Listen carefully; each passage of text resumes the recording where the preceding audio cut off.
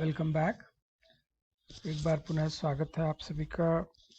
हम पढ़ रहे थे 8th यूनिट थी, 8वीं यूनिट है।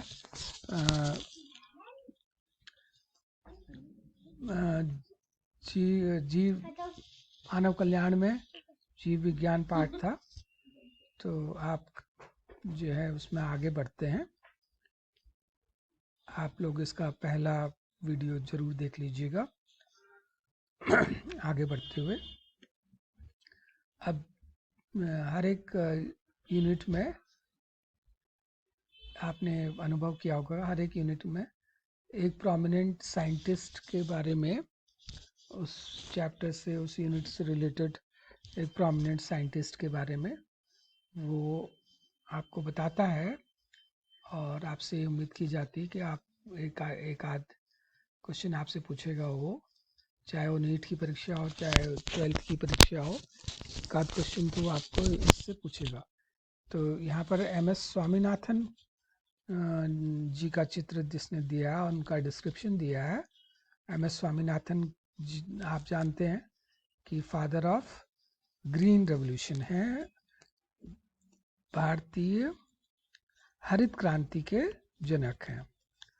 तो बहुत इम्पोर्टेंट क्रांति है हरित क्रांति। इसने हमें जो है हमारे देश को स्वावलंबी बनाया, और इसकी वजह से जो है हमारा देश जो है गेहूं, चावल और मक्का के उत्पादन में स्वावलंबी हुआ। तो 1960 और 70 के दशक में, 70 में के दशक में जब आपके लाल बहादुर शास्त्री जी प्रधानमंत्री बने, तो उन्होंने जय जवान जय किसान का नारा दिया था। तो वो ऐसा समय था जब जो है भारत में हरित क्रांति की शुरुआत हुई थी, और ये हरित क्रांति एक बहुत बड़ी क्रांति थी। इसलिए क्रांति कहा गया क्योंकि इसने लाखों लाखों लाखों लोगों को भूखमरी से बचाया, चाहे वो अफ्रीका हो, चाहे एशिया हो, भारत, पाकिस्तान, मैक्सिको, इन सब देशों में जो है हरित क्रांति ने लोगों को भूखमरी से बचाया। इसलिए इसे जो है क्रांति कहा गया। और जो ये आपके सामने MS स्वामीनाथन जी हैं, ये जो है father of green revolution in India कहलाते हैं, भारत में हरित क्रांति के जनक। तो जो है ग्रीन रेवोल्यूशन को सरल शब्दों में कहा जाए तो जो है 1970 के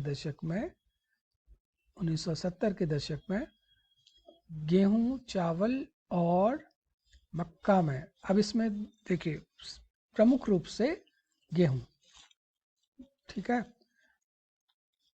फर्स्ट नंबर आएगा गेहूं का। गेहूं में देश हमारा जो है स्वावलंबी बन गया।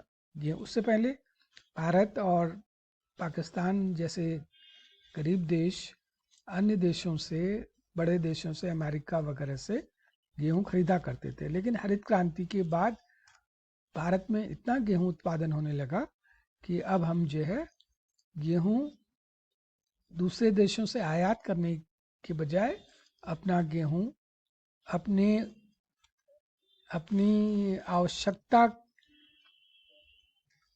के लिए जो गेहूं चाहिए वो, उसके लिए हम सेल्फ डिपेंडेंट हो गए। और बाद के समय में तो हम जो है गेहूं और अनाज निर्यात करने की स्थिति में भी थे। तो भारत में लाल बहादुर शास्त्री प्रधानमंत्री जब थे, तो उनके समय में जो है गेहूं और चावल में जो एकदम से अपराइज आया वो ग्रीन रेवोल्यूशन कहलाता है। अब जो है 2000 के बाद से न्यू ग्रीन रेवोल्यूशन की बात आ गई है, ठीक है। न्यू ग्रीन रेवोल्यूशन क्या है, इसके ऊपर भी बात आई है। तो न्यू ग्रीन रेवोल्यूशन क्या है, इसको आप जो है पढ़िएगा, ठीक है, इसको समझ लीजिए। तो न्यू ग्रीन रेवोल्यूशन में जो है टिश्यू कल्चर, जेनेटिक इंजीनियरिंग, इन सब का जो बायोटेक्नोलॉजी के जो फील्ड्स हैं उनके द्वारा जो है हाई यील्डिंग वैरायटीज़, उन्नत प्रजातियां जो हैं कैसे डेवलप की जाएंगी, बायोटेक्नोलॉजी के द्वारा। बायोटेक्नोलॉजी का इस्तेमाल जो है ग्रीन रेवोल्यूशन में और एग्रीकल्चर में करना, ये जो है न्यू ग्रीन रेवोल्यूशन कहलाता है, जिसके बारे में पहली बार हमारे पूर्व राष्ट्रपति एपीजे अब्दुल कलाम साहब ने new green revolution term coin किया था।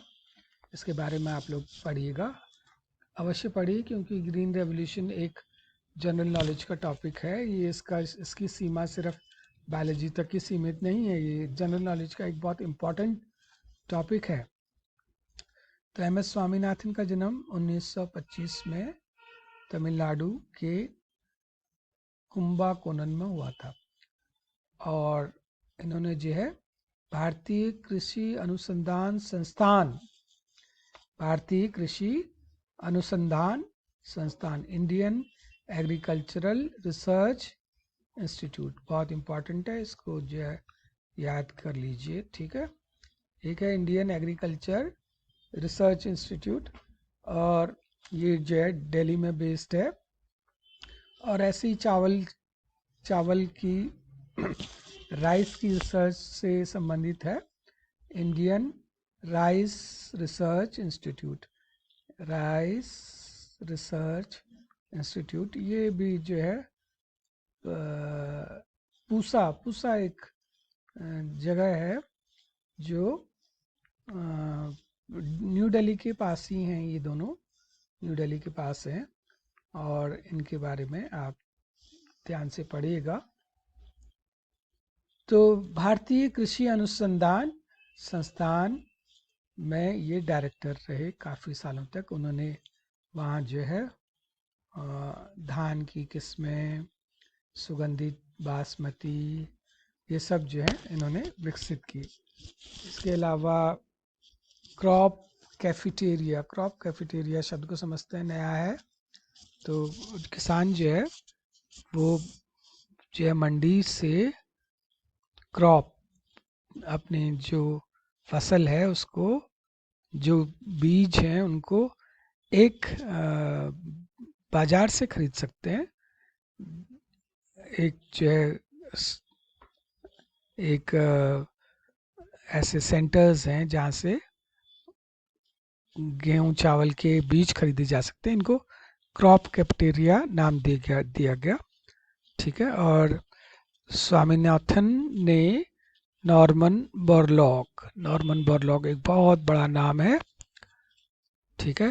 भारत में स्वामीनाथन जिस तरह से फादर ऑफ ग्रीन रेवोल्यूशन है, उसी तरह से फादर ऑफ ग्रीन रेवोल्यूशन पूरे वर्ल्ड में father of green revolution in the world, ये है नॉर्मन बोरलॉग। ये जो है एक बहुत बड़ा नाम है, बच्चे को आता है, पढ़ने वाले मतलब। तो नॉर्मन बोरलॉग ने जो है विश्व में ग्रीन रेवोल्यूशन की शुरुआत की। और स्वामीनाथन जो थे वो एमएस स्वामीनाथन नॉर्मन बोरलॉग के ही रिसर्च फेलो थे, उनके अंडर उन्होंने पीएचडी की और उनके स्टूडेंट थे। और इंडिया में, भारतवर्ष में गेहूं की मैक्सिकन किस्मों को भारत में लाने का श्रेय जो है एमएस स्वामीनाथन को जाता है। अब ये मैक्सिकन किस्में, मैक्सिकन वैरायटी, ये क्या शब्द है, इसको थोड़ा सा समझ लेते हैं। मैक्सिको एक देश है अमेरिका का, ठीक है, अमेरिकन कंट्री है मैक्सिको। उस मैक्सिको में जो है नॉर्मन बोरलॉग ने गेहूं की एक उन्नतशील प्रजाति, ठीक है, नया शब्द आ जाता है, उन्नतशील प्रजाति, याद कर लीजिए, उन्नतशील प्रजाति, उन्नतशील मतलब ज़्यादा ज़्यादा ज़्यादा जिसमें उपज हो, ठीक है, उन्नतशील प्रजाति। और इसको जो है हम हाई यील्डिंग वैरायटी भी कहते हैं, high yielding variety, high yielding variety. और इसका जो है संक्षेप में नाम बन जाता है HYV, HYV high yielding variety. आपसे इम्तिहान में पूछ देगा HYV का, है नीट की परीक्षा में आपसे पूछ सकता हो, HYV का पूरा नाम लिखिए, हाई यील्डिंग वैरायटी। ऐसी गेहूं जो बहुत ज़्यादा उपज दे, जिसमें बहुत ज़्यादा दाने हों, अनाज के दाने, अनाज जो है वो उसके दाने ज़्यादा हों, उसको हम कह देंगे हाई यील्डिंग। अब इसमें क्या है कि जो है अच्छा पहले तो इसी को समझ लेते हैं। तो मैक्सिकन जो वैरायटी थी, मैक्सिकन किस्म थी, उसमें जो है मैक्सिको की गेहूं का हाइब्रिडाइजेशन, संकरण कराया गया भारतीय गेहूं के साथ। भारत की गेहूं, गेहूं का बॉटनिकल नेम आप याद कर लीजिए, काम आएगा आपके। तो इसको का नाम है, सॉरी, तो इसका नाम है ट्रिटिकम एस्टिवम, ट्राइटिकम एस्टिवम। ये ट्राइटिकम एस्टिवम जी गेहूं जो है भारत में जो थी, ये बहुत लंबा पौधा इसका हुआ करता था, ठीक है, बहुत लंबा पौधा होगा, उसके ऊपर जो है ऐसे गुच्छे में बालियां लगेंगी जिनमें सीड्स होंगे, ठीक है। तो ये जब हवा चलती थी, जब ये इसके सीड्स तैयार हो जाते थे और हवा चलती थी, तो ये जो है नीचे को बैठ जाता था, ये जमीन में बैठ जाता था, गिर जाता था। इसकी वजह से जो है गेहूं बहुत बर्बाद होता था। बारिश होने पर ये जो है हवा चलने पर इस जमीन पे लेट जाता था ये पौधा, तो जो है इसका बड़ा नुकसान था। और इसकी वजह से जो है उस साल 1960-70 के दशक में बहुत भयंकर भूखमरी भी आई थी, लोग भूख से क्या नाम है आपका, अकाल पड़ा था। तो ऐसे समय में MS स्वामीनाथन ने जब मैक्सिकन वैरायटी की गेहूं भारत में लाए, तो जो है भारत में हरित क्रांति की शुरुआत हुई। तो यहाँ पर एक बात कहता है कि जो है लैब टू लैंड कार्यक्रम चलाया इन्होंने। अभी पूछ सकता है आपसे लैब टू लैंड कार्यक्रम क्या है। तो इसमें जो है लैब में टिश्यू कल्चर के द्वारा जो ये जो डॉर्फ व्हीट है, सॉरी मैं बताना भूल गया, मैक्सिकन वैरायटी का मतलब हुआ जब मैक्सिको की गेहूं के साथ संकरण करा गया भारतीय गेहूं का, तो एक ऐसा पौधा तैयार हुआ जिसकी लंबाई जो है डॉर्फ था, डॉर्फ व्हीट, छोटा छोटा पौधा था, और इसमें खूब सारा गेहूं की बीज लगते थे। तो ये डॉर्फ छोटा पौधा होने से हवा चलने पर भी ये जमीन में नहीं गिरता था। तो इसको जो है मैक्सिकन वैरायटी कहा गया, मैक्सिकन वैरायटी ऑफ व्हीट, इसको आप समझ लीजिए। लैब टू लैंड मतलब जो है प्रयोगशाला से सीधा खेत में, गेहूं को पहुंचाना। तो